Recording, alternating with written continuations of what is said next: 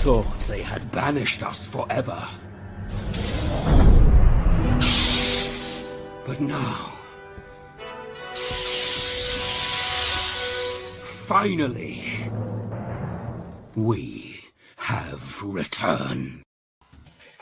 Aloha, hello and welcome to another Writer's Showcase, everybody. I am your host, Lord Captain Commander Dunn. We are going to be opening up this one for walk-ins, but we are also gonna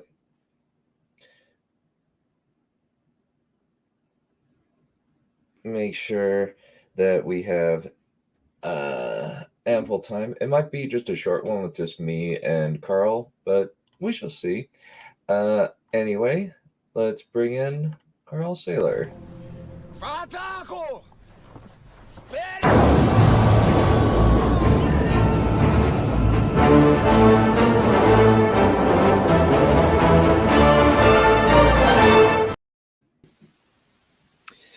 All right. Okay. So who goes first? You go first.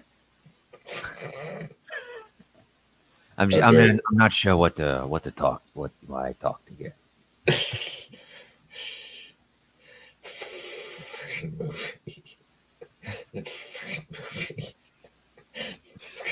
Okay. That was good though. That was really good. I just don't like Force Awakens. That's funny. Alrighty. So I think that we'll probably just have you start us off, Carl, and we'll see if anybody else comes in. I made sure to open it up to everybody. All right, sounds good. Well, I was telling the Lord Captain Commander this before we started. I've sort of fallen into a little rhythm with Tarek, so I tend to present the Waters of Akra when he's on to share in the madness. So since he is not scheduled for today, I'm going to share the start of a different project that I've sort of had percolating away in the background for a few weeks. This one, well, we'll see. I'm sure we'll see how it goes over today. Working title: The Cats of Empire. And this will be the prologue. A cool, dry wind howls across the vast, empty steppes at the center of the continent of Theria. The dying prairie grass rustles in great sallow waves, and high above the wispy clouds reflect the red light of the angry sun as it sinks low towards the eastern sky. In the fading daylight, a mighty warrior eagle soars high above the land. Its keen eyes sweep to and fro, scouring the steppe for any sign of prey to hunt. There is little to be seen. The warrior eagles do not usually range this deep into the steppes, so far away from the towering crags and rock spires of the north where the eagles make their eyries. Still, the hunt goes on. The warrior eagle bears no weapons. No scimitar hangs at its side, nor does it carry a bow or throwing spear in its hands. Some warrior eagles are wont to take such weapons on the hunt, but not this one. It is a master hunter and needs no weapons but talon and beak. The warrior eagle spots something moving on the horizon, just at the edge of sight. Something long and dark against the monotony of prairie grass. The eagle swoops low, letting the currents of afternoon bear it toward this new quarry.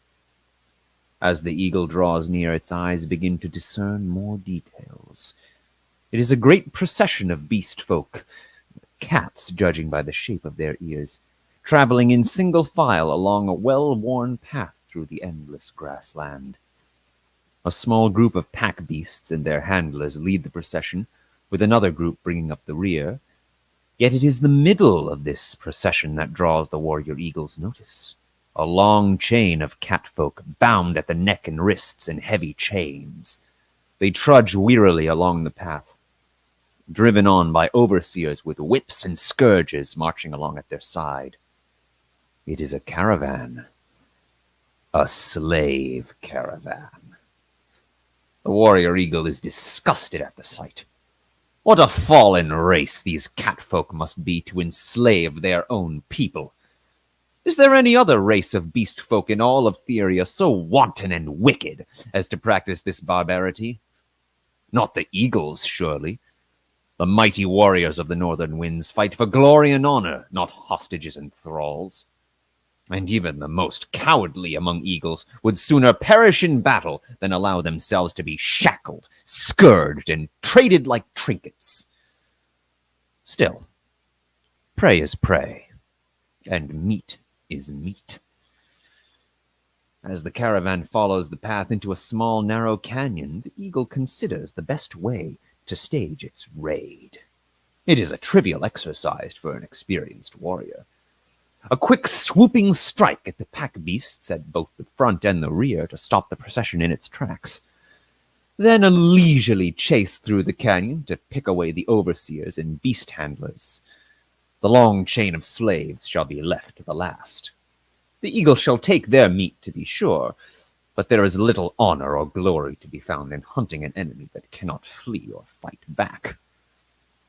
One of the overseers looks up and points. The warrior eagle is too high for hearing, but there can be little doubt that this poor doomed cat is raising the hue and cry about the eagle. Sure enough, the caravan begins to pick up its pace. The overseer's whip, it seems, is nothing next to the terrible scourge of panic. Still, the eagle is not deterred. Let them panic. It shall not save them from their fate.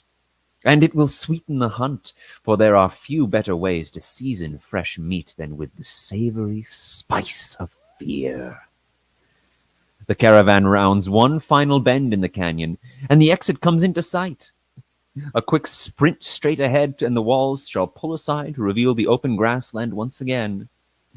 The warrior eagle swoops low, aligning carefully for his final approach. And then suddenly, the caravan stops. The warrior eagle slows and comes to a perch on an outcropping atop the canyon wall, and there it sits, watching the cats below. Why have they stopped, when freedom is so close? What manner of trickery is afoot?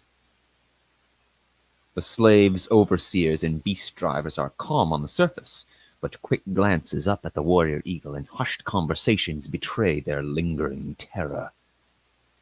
Yet there is one cat that appears fully unperturbed, a cat more richly dressed and richly fed than the others, with a fine embroidered vest, wide silk pantaloons, and rings of gold glittering in its ears. It walks to the head of the column of chained slaves and unlocks the first three with a key. The richly dressed cat then tilts its head to address the warrior eagle. "Blessings of the eventide be upon you, Master Eagle." "And to you as well, Master Cat," the eagle responds carefully. Whatever else this slaver has planned, there is still room for a little courtesy before the hunt begins in earnest. "Would you care to come down and talk?" the cat says. "I've an offer that might greatly interest you." The warrior eagle springs forth from its perch and glides down to the canyon floor. It stands before the cat, drawing itself up to present its true height, a full 6.5 feet, with its wide amber wings folded behind it like a great golden cape. The eagle crosses its arms in front of its thickly feathered chest and glares down at the cat. "What have you to offer?" the eagle says. "And why should I accept any bargain you can make when I may just as easily take whatever I please?" "And that is true," the cat says. "Perhaps you could take all of us, but then there would be one less slaver plying these steps, and then what would you hunt?" "Better prey than you," the eagle thinks, though it does not give voice to its disgust. "And so I propose a bargain," the slaver cat says, yanking the chain to bring forth the 3 slaves that he separated from the larger procession. I have in my caravan 60 slaves. I shall offer you these 3 in exchange for safe passage. And in the future, each time I bring slaves down this way, I shall leave 1 of every 20 here for you. Do you find this bargain acceptable? The warrior eagle considers the offer. On the surface, it appears deeply insulting. Does this cat think the eagles novice hunters that can barely stalk their own quarry? And yet, a regular source of meat would be a great boon to the eagles, and it would free up many more warriors to seek after more fitting prey. And besides, 3 cats is easier to carry back to the eyrie than an entire caravan. The eagle turns its gaze to the slaves offered. A scrawny bunch are they, poorly fed and tormented by fleas, yet each one still enough to feed a warrior for a full turning of the moon. Yes, the eagle may be able to accept this bargain, on one condition. Cut their throats. What? The slaver cat cocks its head. Why, surely a mighty warrior such as yourself needs not the aid of a humble cat to... Do not mock me, you mangy feline, the warrior eagle bellows. The slaver cat's fur stands on end, and its ears stiffen in shock. My talons are bred for battle, not butchery, the eagle continues. Cut their throats, and I shall let you pass. The eagle steps closer to the slaver cat, looming over it with its true height. Or I can cut your throat and let them pass. Of course, the slaver cat says, producing a dagger from its belt and setting to work. The eagle watches with open contempt as the slaver goes about spilling the blood of its own kind. To think that the elder eagles still tell tales of these cats, that they were once united under a mighty empire that spanned the steppe from western to eastern sea, that they once made great and glorious war upon the eagles, and that they clashed in mighty and terrible battles of which many songs were sung. But for long ages now, that great feline empire has lain shattered into pieces and ruined, and not due to the valor of eagles, but by the treachery of cats. That is, of course, assuming that the great feline empire was ever more than myth. After all, the elder eagles tell of many other strange things. They tell of a time when the sun traveled backwards in the sky, rising in the east and setting in the west. Of a time when beast folk were small and scattered to the wild places, without the knowledge of tools or even language. Of a time when a different creature was master of the earth. A creature only dimly recalled in the memory of beasts. Who can say whether any of their fanciful tales are anything more than empty air? The slaver's dagger cuts its first 2 throats with ease. The exhaustion of the journey weighs heavily upon the slaves, and they accept their fate with but little struggle. Yet the last slave fights back. It rides in its chains, lashing out with bound hands and kicking at the slaver with its feet. After a time, 2 overseers set down their whips and tackle this last slave to the ground. Yet still the cat thrashes to and fro. Futile though its struggles may be, yet it fights for every last precious heartbeat of its life. Stay your blade, slaver, the warrior eagle commands. The slaver and its overseers step back, and the eagle comes forward to inspect this last slave. Their eyes meet, and the eagle notices something. Cats are strange and difficult to read, but perhaps the eagle can see somewhere deep inside the valor and pride of a bygone age struggling to break free once again. This one has life in it, the warrior eagle says. Strike off its chains. I shall honor this one with a hunt. Of course, the slaver says, returning his dagger to its sheath. And soon a key is in its hands, and the chains have fallen away, and the slaver stands free once more. For a moment it looks about in bewilderment. Then, finding no protest, it turns about and dashes away into the canyon. Proceed in safety, slaver, the warrior eagle says. And see that when next we meet you recall our bargain. I shall, Master Eagle, the cat says. Until we meet again, good hunting. The warrior eagle spreads its wings and takes to the skies once again, carrying the other 2 dead slaves in its talons. The eagle sets the bodies down atop the canyon wall and returns again to the skies to seek after its prey. It seems there shall be some glory this day, a pitifully small measure to be sure, but it is all that can be hoped for in this fallen age. Alas, that these days of meager glories should be mine, The eagle laments as the hunt begins. yet mine they are, and I shall wring from them what honor I can. He does not watch as the slave caravan continues eastward toward the setting sun. And that's the end of the prologue. Okay, really good character work for sure. I like it. That's good. That's encouraging.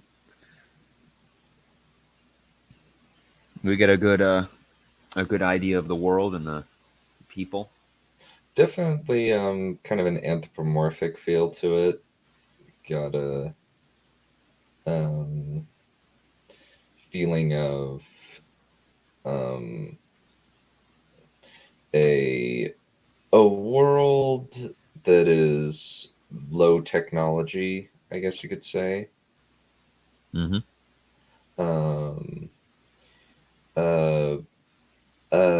Kind of feels like Redwall a little bit, where at least like the character of the eagle kind of reminds me of Argular from Mossflower. At least that's what it kind of reminded me of.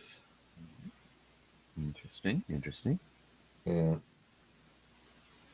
I mean, it's basically like an Aarakocra versus Tabaxi. Hmm. You know, if D&D is a good reference point. Admittedly, no, but I did like how you wrote the exchange between the 2 characters. I think it was really well done there. And of course, my gloriously slimy Peter Lorre impression.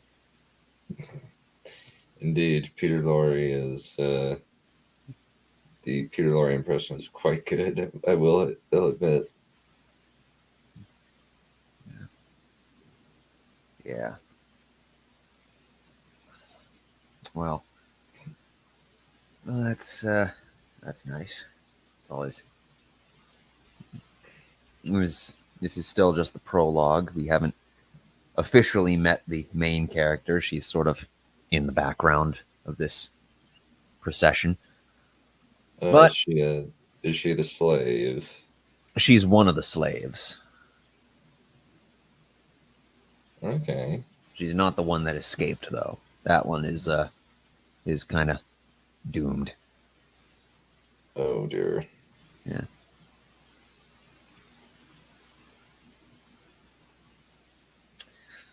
But yeah. Okay. Let's see where this goes. All right. So I guess that's up to you then. Okay. So, just some context for what is going on.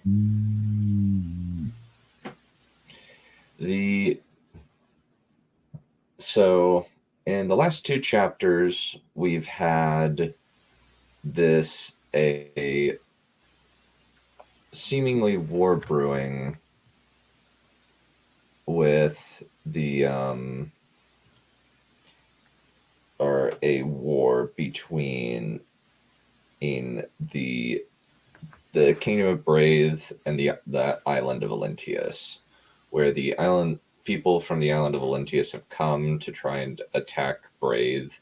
However, this mysterious stranger arrives in Braith and offers a ring that gives magical abilities to the king, with the intent of saying, hey, you can face their champion in single combat and defeat them.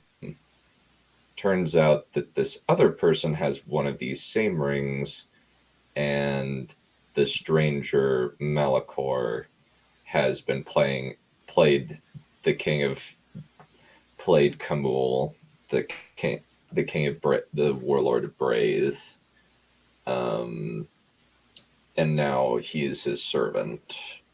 Well, and now serves them right for trusting a stranger offering rings. Indeed.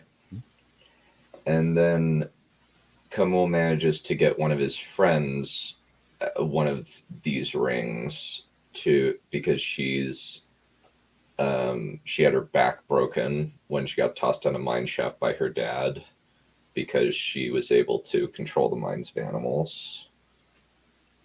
So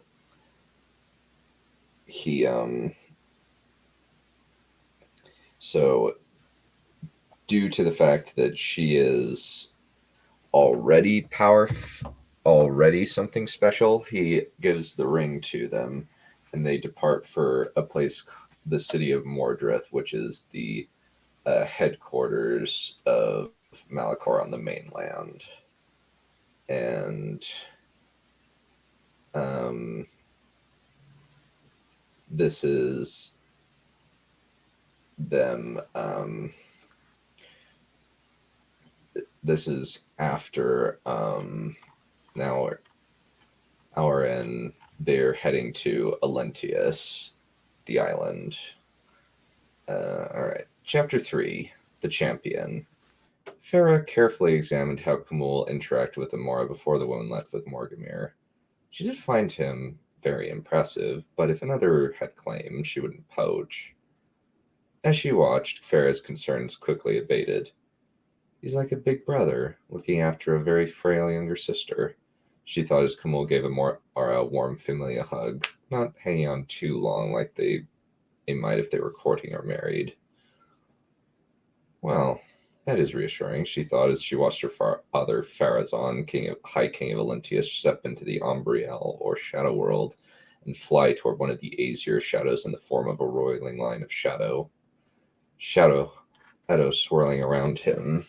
Kamul followed. Quick learner, Farah thought as she focused on the tower, then pulled herself between the intervening distance and landed on the top, ahead of her fellow Azareth.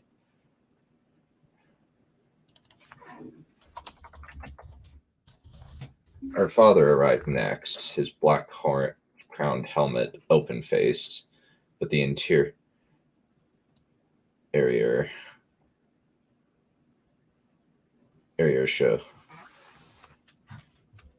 showing his pale face and orange eyes.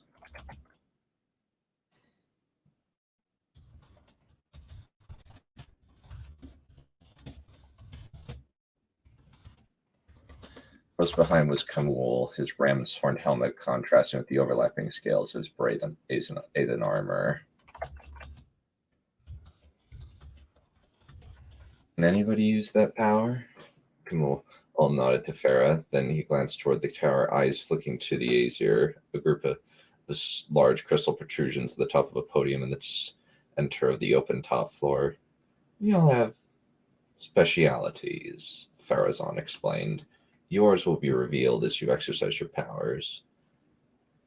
So teleportation through this strange world, ancient netherworld, is yours? Kamul inquired, eyes turned toward Farah.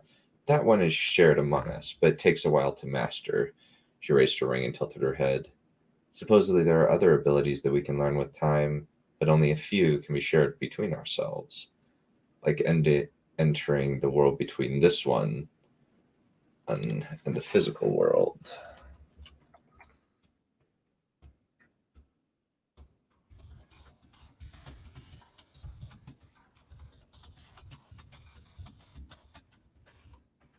heard, and as well as our enhanced physical abilities.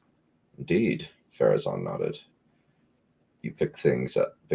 You pick up things fast. What are your powers? Kamul asked, flexing his hand. My powers are fairly similar to hers, but I possess the power to turn anything I kill into a wraith by dominating their spirits and holding them here in their physical world after their bodies have died. Farazan explained, among other things that I learned before I received my ring. Will raise his eyebrows. That sounds incredibly powerful. Not as much as you might think. Farazan ran his hand over the crystal spikes in the center of the room.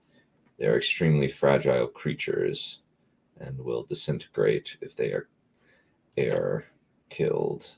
However, they are exceptionally good spies since they can see the world between and still see and hear everything going on in the physical world.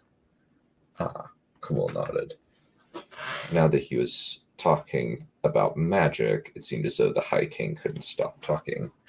I was a sorcerer in my own right before I was chosen by our god to serve him as first of his Azareth, just like my daughter.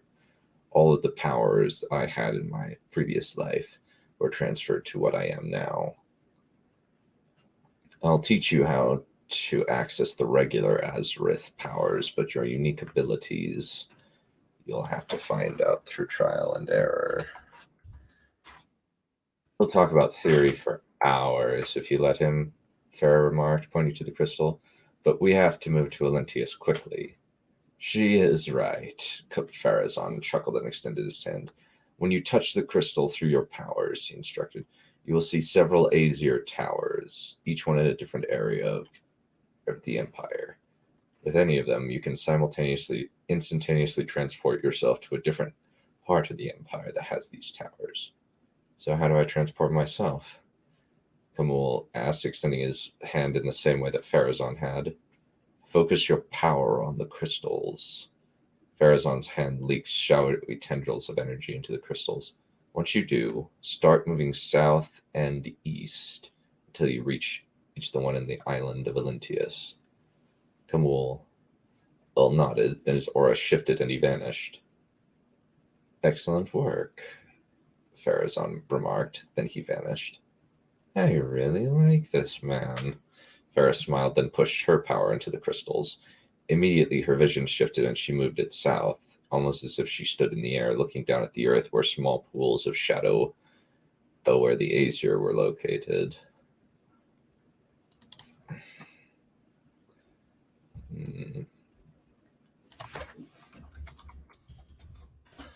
She ignored the ones on the mainland, moving toward all the way to the enormous island city of Olentius. As soon as she landed, she sensed more than saw Kamul's awe as he stared out over the city that spanned miles and miles of land, completely covering the huge island. Buildings hundreds of feet high reached toward the sky, multi-layered sections of city surrounded by concentric walls made from white stones. Each building was a work of art with beautiful arches and carefully wrought designs of animals and fantastic creatures formed into the walls that made them almost feel alive. How is this possible? Kamul whispered, voice awed. Sorcery. Farah waved a hand around at the marvels that to her seemed commonplace, but to him had to be miraculous. Our people built this over hundreds of years using sorcery, intricate building techniques, all fueled by ambition that spurred us to reach for the sky. It's beautiful.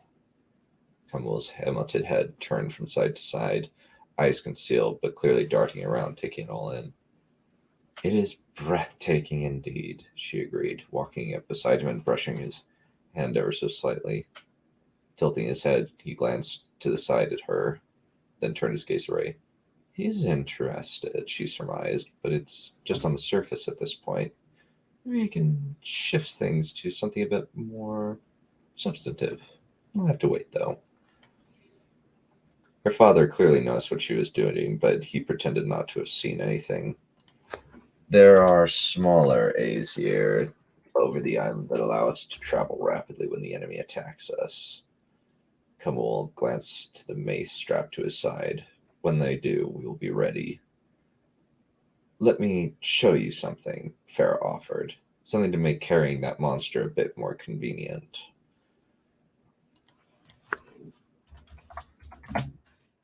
Camul nodded and unhooked his mace. What do I do? Just do what you did with the Aesir, Farah explained, but think of it as a sword in a sheath. And when you need it a mace, you can turn it into a mace. Black smoke surrounded the weapon for a moment, then it transformed into a long black sword, the sheath appearing on Camul's side, black and silver. Very nice. He spun on the sword in a basic flourish, then sheathed it. So, what shall we be doing to prepare? Training. Farah smiled and transported herself into the shadow world. When Camul followed, she nodded approvingly and pointed toward one of the buildings.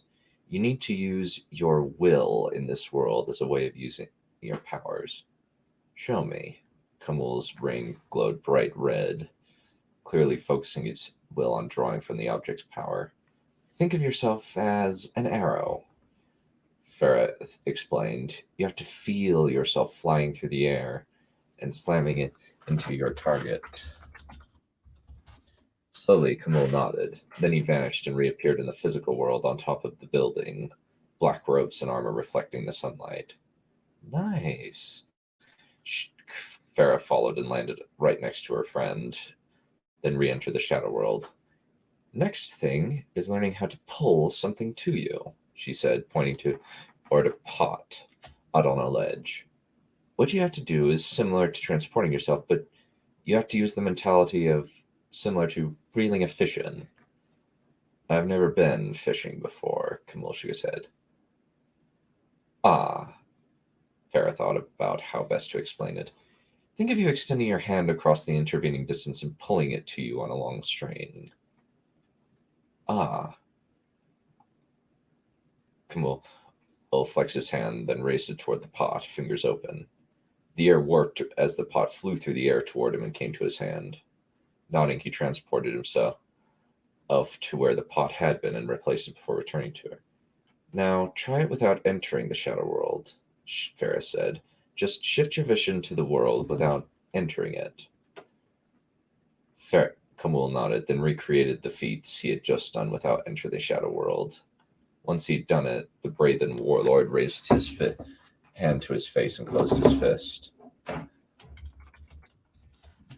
feel like I'm just scratching the surface with these new abilities. His voice held a tremendous amount of awe, which was somewhat gratifying. What other powers does this ring grant me? You've discovered most of the others on your own already. Farah raised her hand, letting the light play off the ring on her finger.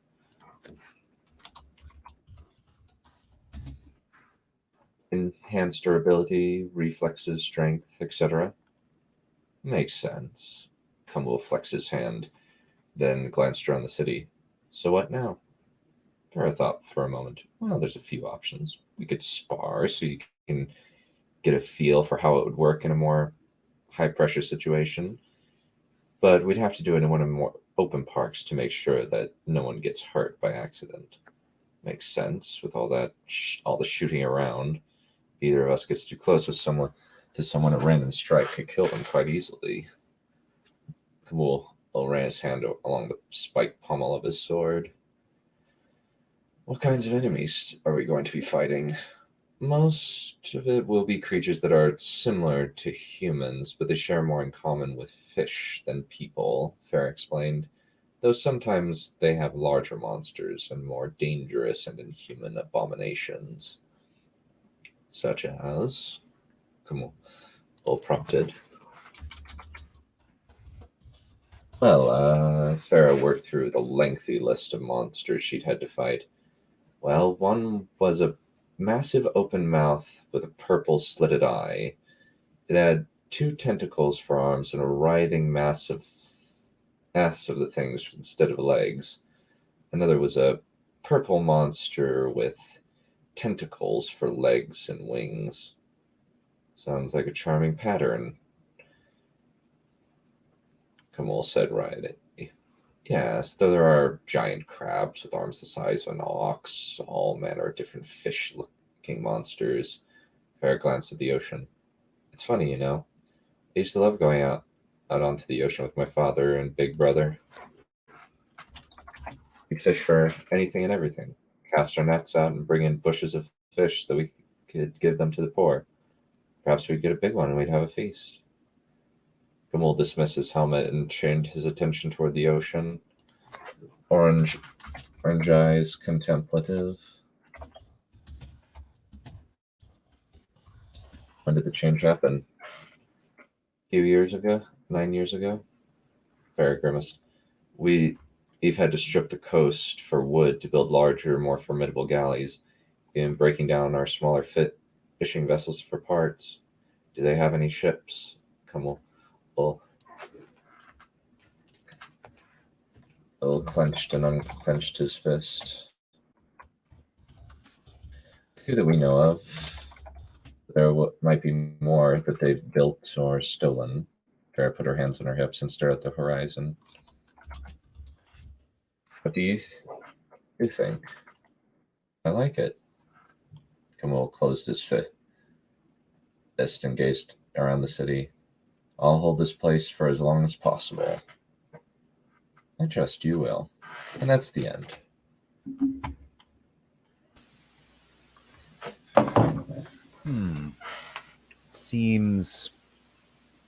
Seems like quite a bit of setup and exposition about how the magic system works. Mm. And maybe a little bit of training, or at least set up to do some training in the next chapter. Mm. I do wonder, this is still very early in the story, chapter 3. I do wonder if there might be a way to sort of streamline something of it. It kind of has a little bit of a tutorial feel. Mm. You know, you don't need to. It isn't really necessary to explain these things to the character if you then show the character using those skills. Mm-hmm. You know, in a future scene. Mm. Okay. Yeah. Okay, yeah. I can definitely cut it down a little bit. I thought it was kind of minimal, I guess, but I can definitely streamline it a little bit. Well, generally, what I'm thinking is like we're gonna see them use these skills and like see them fighting pretty soon, right?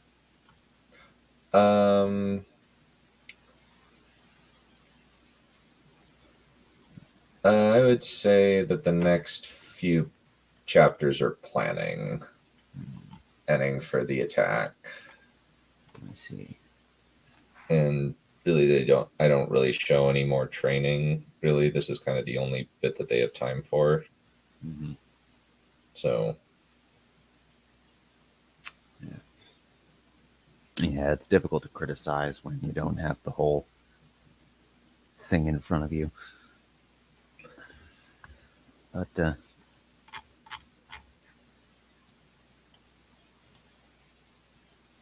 characters seem good, though. They seem to have their own voices. Mm-hmm.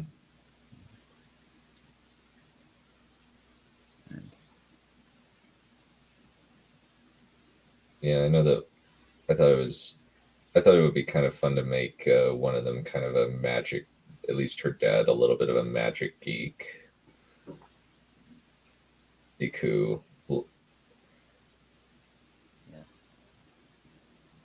I mean, if you're going, that could be useful actually. If you're looking to like circumvent a lot of the high, I don't know how much high theory you're planning to subject your audience to, but you could have him, you know, occasionally interject, you know, try to make an explanation only to be cut off.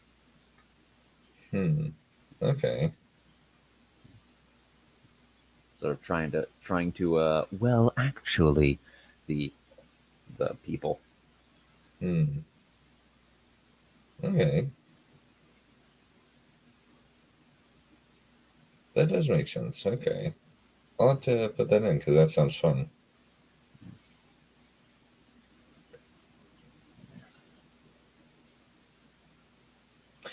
Alrighty. Well, I think we'll probably just conclude it there.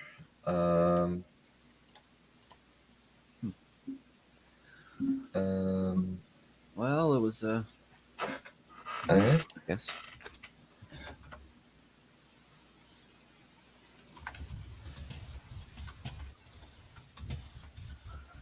All right.